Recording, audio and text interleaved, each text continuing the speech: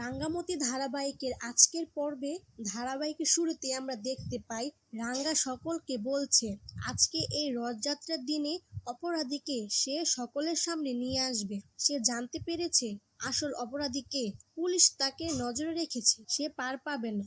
এই সব কথা শুনে একলব্য বলে, জানতে যদি পেরেছো তাহলে পুলিশ নিয়ে এসে তাকে ধরে নিলেই তো হয়, এত নাটক করার কি আছে। রাঙ্গা বলে সঠিক সময় আসুক তখন তাকে ধরে নেব।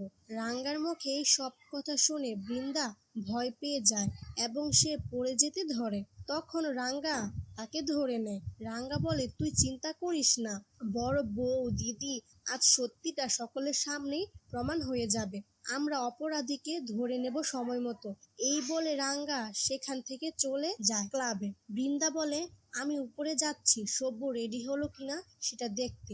এরপর একলব্যর মা একলব্যকে কিছু একটা বলছিল যা আমরা পরবর্তীতে জানতে পারবো। পরবর্তী সিনে আমরা বৃন্দাকে দেখতে পাই সে তার আরেকটা সিম ফোনে ঢুকিয়ে সুব্রতকে ফোন করে জানায় রাঙ্গা বলেছে আজ সকলের সামনে সে অপরাধের মুখোশ খুলে দেবে। রাঙ্গা কি তাহলে সন্দেহ করেছে এই কাজটা কে করেছে? ও কি বুঝে গেছে এটা আমি করেছি? যখন এইসব কথা বলছিল তখন রাঙ্গা দরজার বাহির থেকে সবকিছু ভিডিও করে রেখেছিল। অন্যদিকে বৃন্দা সুব্রতকে বলে আজ যে করে হোক রাঙ্গাকে শেষ করে দিতেই হবে, সে যাতে কোনোভাবেই কাউকে কিছু বলতে না পারে। সুব্রত জাতের ছদ্মবেশে রথযাত্রার অনুষ্ঠানে ঢুকে পড়ে, রাঙ্গাকে শেষ করে দেয়। রাঙ্গা সমস্ত ব্যাপারটা শুনে বেশ অবাক হয়ে যায়। পরবর্তীতে আমরা দেখতে পাই সত্যজিৎ রাঙ্গাকে ফোন করে জানিয়ে দেয় যে তারা বৃন্দার ফোন ট্র্যাক করেছে এবং সে যে এই সকল ষড়যন্ত্র করেছে সেটা পুলিশ জানতে পেরেছে। তাদের কাছে কল রেকর্ড আছে। রাঙ্গা বলে আমার কাছেও ভিডিও করা রয়েছে। সত্যজিৎ বলে ঠিক আছে, তাহলে আমরা আসছি সকল প্রমাণ সহ বৃন্দাকে অ্যারেস্ট করতে। কিন্তু রাঙ্গা নিষেধ করে, সে বলে রথযাত্রার অনুষ্ঠানে মুখোশটা খুলে দেব। রাঙ্গা ফোন কেটে বাইরে বের হতে যাবে, ঠিক তখনই দেখতে পাই পেছনে একলব্য দাঁড়িয়ে ছিল।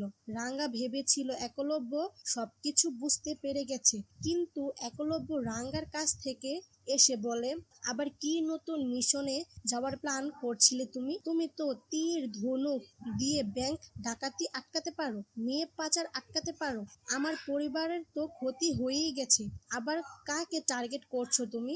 একলব্য আর বিভিন্ন ধরনের কথা বলতে থাকে। রাঙ্গা বলে সে তার তীরটাকে ভেঙে ফেলেছে, সে এইসব কাজ করবে না, কারোর ক্ষতি হতে দেবে না। এরপর একলব্য আহিরির কথা জিজ্ঞেস করে, বলে তুমি কেন কালকে তার সাথে দেখা করতে গিয়েছিলে? সে আদৌ অসুস্থ নাকি নাটক করছে সেটা জানার জন্য? মেয়েটা আমাকে ভালোবাসে, তার এই অবস্থার জন্য আমি দায়ী। রাঙ্গা বলে তুই চিন্তা করিস না, আমি কখনই তোর আর আহিরি দিদির মাঝখানে আসবো না। আহিরি দিদির বিরুদ্ধে আমি যে অভিযোগগুলো করেছিলাম সেগুলো যদি তুই ভুল মনে করিস আমি আমার অভিযোগ তুলে নেব, আমি কখনই তোদের মধ্যে আসবো না। পরবর্তী সিনে আমাদের রথযাত্রার অনুষ্ঠানে দেখানো হয়, সেখানে রাঙ্গাকে ইশারা করে সবকিছু ঠিক আছে। এরপর রাঙ্গা রথযাত্রার কাছে চলে আসে, সকলেই রাঙ্গার রথ সাজানো দেখে অনেক প্রশংসা করছিল। এরপর সেখানে রাঙ্গার শ্বশুর শাশুড়ি তীর নিয়ে চলে আসে রাঙ্গাকে দেওয়ার জন্য, কিন্তু রাঙ্গা বলে সে কোনোভাবেই তার তীর হাতে তুলে নেবে না, তার জন্য আজ বড়বাবুর এই অবস্থা, সে আর কখনোই তীর চালাবে না। কিন্তু সকলে রাঙ্গাকে অনেক বুঝাতে থাকে সে তার কোনো দোষ নেই, পুরো বিশ্ব তার দিকে তাকিয়ে আছে, সে অলিম্পিক খেলে সোনা জিতে নিয়ে আসবে, সে তার স্বপ্নকে এভাবে বিসর্জন দিতে পারে না। অন্যদিকে আমাদের বৃন্দা এবং সুব্রত দেখানো হয়। বৃন্দা সুব্রতকে বলে তুমি রথকে ফলো করতে থাকবে, রথটা অনেক দূর পর্যন্ত ঘুরে এখানে আসবে, তুমি সুযোগ বুঝেই রাঙ্গাকে শেষ করে দেবে, আর খেয়াল রাখবে কোনোভাবেই যেন তুমি ধরা না পড়ো। শেষ সিনে আবার আমাদের রথযাত্রার কাছে দেখানো হয় রাঙ্গা সকলকে জানিয়ে দেয় সে কোনোভাবেই এই তীর হাতে নেবে না। এরপর সেখানে বৃন্দা চলে আসে এবং রাঙ্গা সকলকে বলতে থাকে এখন আমরা রথ যাত্রা শুরু করতে পারি, বড় বউ দিদি তো চলে এসেছে, অন্যদিকে একলব্যর মা একটু সাইডে গিয়ে কাকে যেন ফোন করে কি সব বলছিল এবং রাঙ্গা একলব্যকে খুঁজতে গিয়ে সেটা দেখতে পায়, কিন্তু সে সেখানে না দাঁড়িয়ে চলে আসে। এরপর রাঙ্গা মনে মনে ভাবতে থাকে, অরুণবাবু কোথায়? আজকে রথের দিনেও কি সে থাকবে না, নাকি সে আজকের দিনেও আহিরি দিদির কাছে গেছে?